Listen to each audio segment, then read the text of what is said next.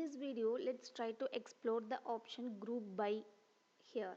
Okay, this is my sample data fact table for sales. Okay, order ID, order date, for which region the orders are available, and the products and its category, then the sales amount and quantity. Okay, these are all the data we have. Let's assume we want to group by particular category. In this case, this group by option will help us to see the simplified data. Here you can see basic and advanced, two options are there. In basic, you can able to group by with respect to only one column, for example category, okay, and only one operation, for example sum. For the particular category, what is the total sales, you can able to see with this option. You can see for the sales amount column, we need to sum that column. New column name is total sales. How it will be grouped? It will grouped with respect to the category. Click on OK.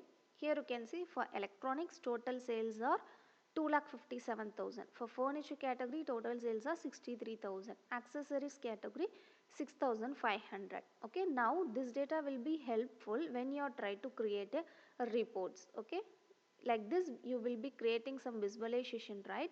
For that you can use this grouped data. That's why grouped rows will help you there. Okay, now let's try to explore the advanced option. Okay, remove this grouped rows. This is our original data. Click on group by. Now go to advanced. Okay, here let's assume I need to do grouping with respect to category. Okay, same wise here in the advanced option you can able to do n number of grouping with n number of aggregation. Okay, in basic you can do only one grouping with one aggregation. In advanced you can do multiple grouping and multiple aggregation. For example, I need to see the data by category. Okay, for electronics what's the data, for furniture what's the data. What are all the aggregations I need? Let's see. Count rows. Okay, I need to count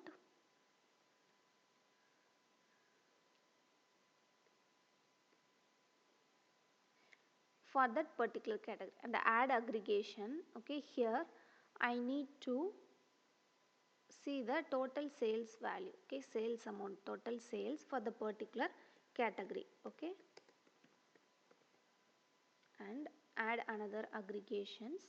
Here I need to see the average of sales.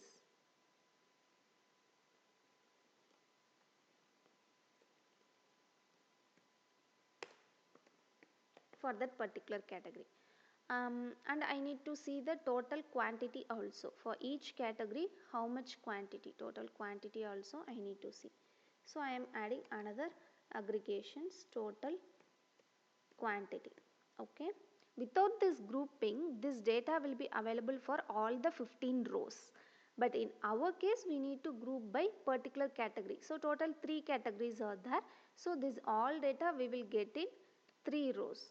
Click on OK. Here you can see 3 rows. For electronics, the count is 7. For furniture, it's 6. For accessories, it's 2. Okay. By total, it's 15 rows. And for electronics, total sales, this we done in basic grouping. For average sales, here you can see. This is the average value, and total quantity for electronics is 7, furniture is 9, and accessories is 7. Totally 7 orders for this particular accessories, 7 quantity. Okay, this is how you can do grouping with this particular group window. It's easy to view the simplified data. Now remove this row. Okay,